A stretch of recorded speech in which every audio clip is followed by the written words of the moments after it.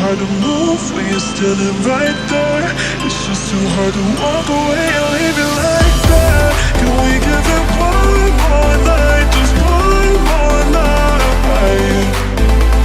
One more night. How's it going, Nate? Welcome back to the Great Free North. Welcome to another beautiful August day. A little bit blustery. Hoping to get some weeds sprayed today because it's nice and cool, but the wind might have other plans for us. We'll have to see what happens. But first thing we need to get down today is we need to get down a mow. We've had 3 straight days of rain and thunderstorms, so things are growing good now, and I'm not complaining about the rain. Love the rain, helps things getting growing. So that's what we're going to be doing today. We're going to be spraying as step number 1 of our fall renovation process. So this whole yard is going to be going through a fall renovation, aeration and overseed. So in order to do that, we need to get rid of some of the bigger weeds in here first. And you need to make sure that when you're spraying, you're going to spray 14 days before you put down grass seed. So that puts me today at the second last day to get my spraying done in order to stay in that window. So I know I haven't made videos directly talking about fall renovations yet.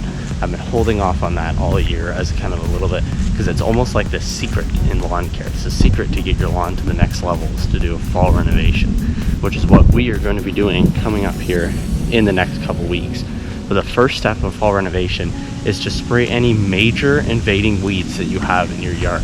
And if you're going to spray any major invading weeds that you have in your yard, you want to make sure that you're going to do that 14 days before you put down your seed. See, most weed controls have labeled on them the days that you need to put it down before you can reseed.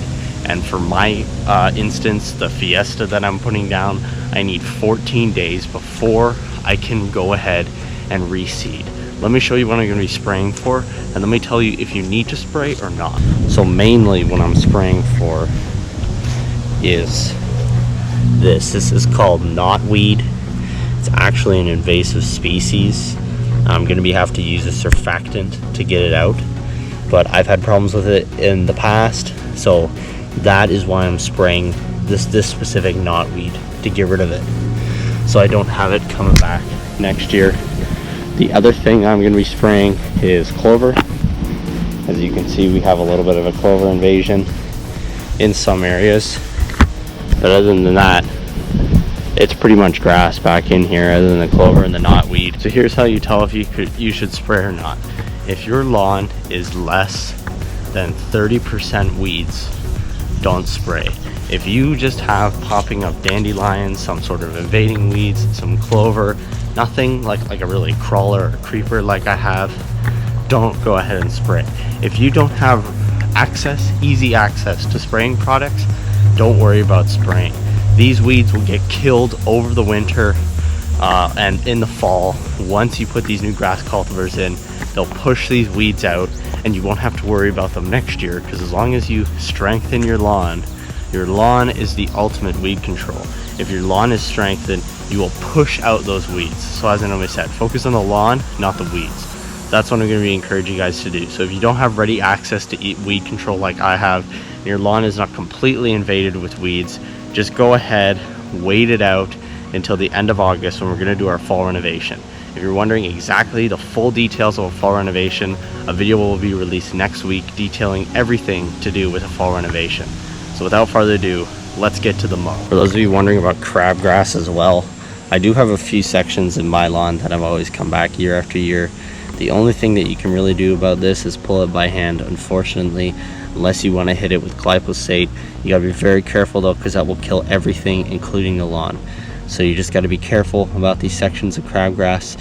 Try to rip them out before they go to seed, and that's pretty much all you can do. So I haven't mowed this baby in 3 days, so I'm really excited to get out here and enjoy a mow on this beautiful August day. So without further ado, let's get to that. Just one more night.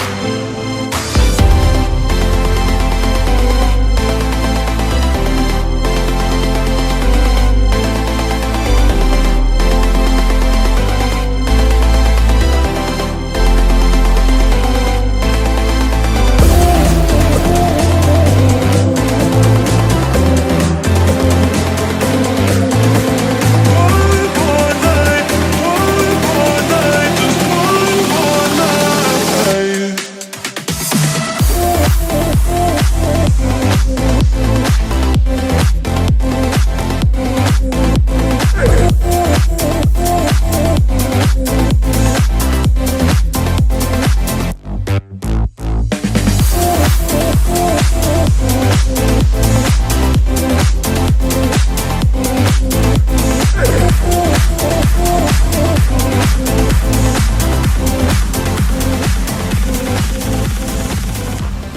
folks, initial reaction to that sprayer, I love it.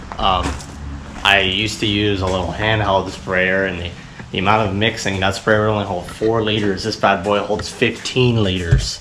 So yeah, I love this sprayer. I've used backpack sprayers quite a bit. We used to use them all the time when we sprayed when I worked in lawn care. But yeah, I love that sprayer. Nice fan tip, really great stream. And you know, I've been using a surfactant in the spray because the knotweed's got a pretty small leaf surface. So I'm just coming back to the fill station now. Probably gonna do another half fill, and then that should be good for the rest of the weed control that I'm gonna apply today. Okay folks, so it's the next day. Camera battery ran out when I was filming yesterday, but I finished all of the spraying. I didn't spray this side yard just because this is where the dog goes out, so didn't want to spray it. Normally when I do spray it, I have to put her out on other sections of the yard, so that's why I don't spray the side yard at the same time I do everything else. But overall, looking pretty good, even though the seed project came in the other day. Looking pretty green still. Running some quick things. First of all, I love that backpack sprayer. That was 10 times better than the little handheld pump sprayer that I used. Put out a nice fan stream, so it was really good for spraying that knotweed.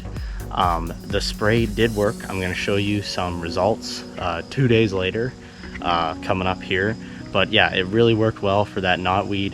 Using the surfactant was really good as well. So what you need to do when you're spraying, if you're spraying something with a really small leaf surface like knotweed, you need to make sure that you're mixing a surfactant in with that weed killer to reduce the surface tension. So when water has surface tension, it kind of bubbles, and if you're spraying a mist on small little weeds, sometimes those bubbles can fall off the weed and it won't actually kill it. So if you mix in just regular dish soap, 1 ounce of dish soap per gallon of spray that you put down, that will help as a surfactant. It will break the surface tension of the spray, the herbicide that you're putting down, and it will allow it to stick to smaller leaf surfaces like clover, dollarweed, and knotweed. But yeah, really happy with that backpack sprayer, really comfortable, definitely 10 times better. The pump on the side, super easy to use, love it. Definitely recommend for any of you looking at it up here in Canada, looking at a backpack sprayer, I recommend getting that. So before we end the video, let's go take a look at the results. This is 2 days later. Keep this in mind, 2 days later. So as you guys can see, here's the knotweed 2 days later. Definitely smoked, all lying down and everything like that. So that is definitely some smoked knotweed right there. Same in here, all smoked knotweed. For those wondering, it used to look like this before, and now it's all smoked as knotweed. In addition to knotweed, the other major thing I was treating was clover. And as you can see over here, clover's all smoked, lying down. 2 days later.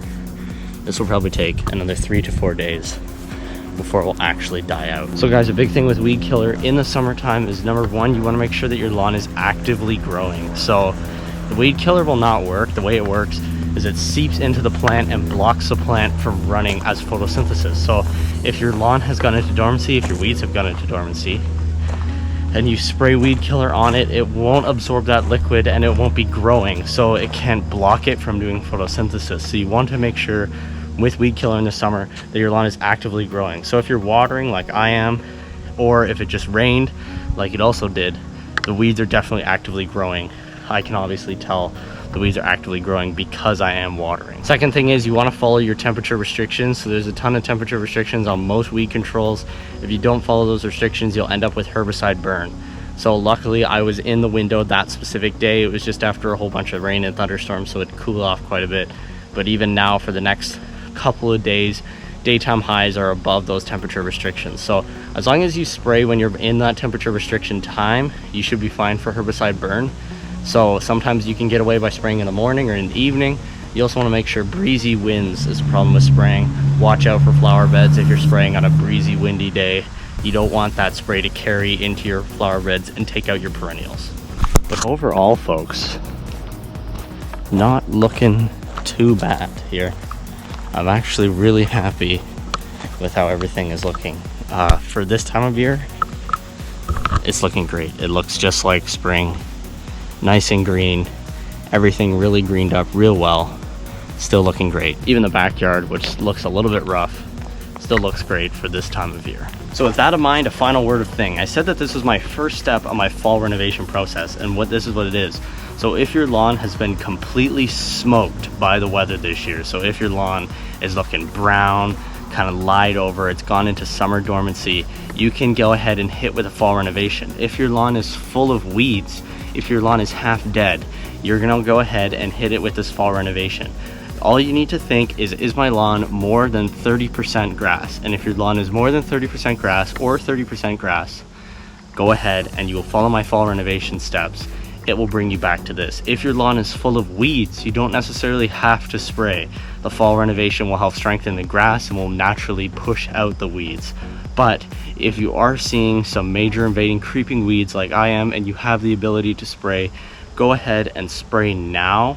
When you're still in your window, you need to spray 14 days before you're going to put down your seed, or else that spray may have a small effect on the seed that you're putting down.